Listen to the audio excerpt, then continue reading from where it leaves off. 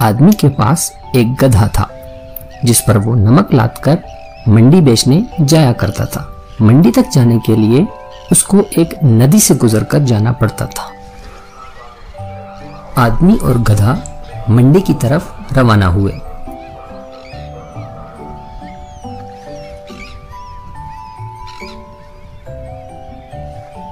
जैसे ही गधा नदी के बीच में पहुंचा तो उसका पांव फिसला और वो नमक समेत पानी में गिर गया।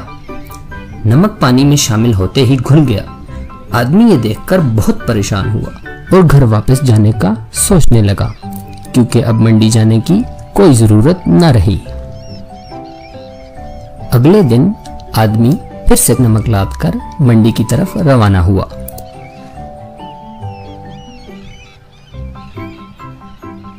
मगर इस बार कामचोर गधा जानबूझकर नदी में बैठ गया। सारा नमक घुलकर नदी में बह गया। गधे का वजन फिर से कम हो गया। आदमी को गधे की मक्कारी समझ में आ गई।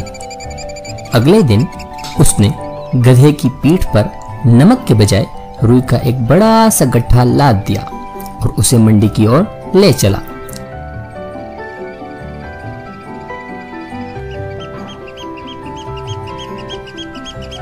लेकिन गधा तो गधा ही था। नदी आते ही उसने फिर से वही चाल चली। लेकिन बच्चों, ये क्या? रुई के गड्ढे में पानी भर गया और गधे का बोझ कई गुना बढ़ गया। अब तो उससे चलना भी बहुत मुश्किल हो गया। जब गधा ना चल पाया तो आदमी ने डंडे से उसकी खूब पिटाई की। फिर कभी गधे ने पानी में गिरने की कोशिश नहीं की। तो बच्चों, इससे हमें यह सबक मिलता है कि अगर हम सुस्ती की वजह से अपने काम को टालते हैं तो हम और ज्यादा परेशानी और मुसीबत में फंस सकते हैं। इसीलिए काम से जी चुराने वाले को कामचोर कहते हैं।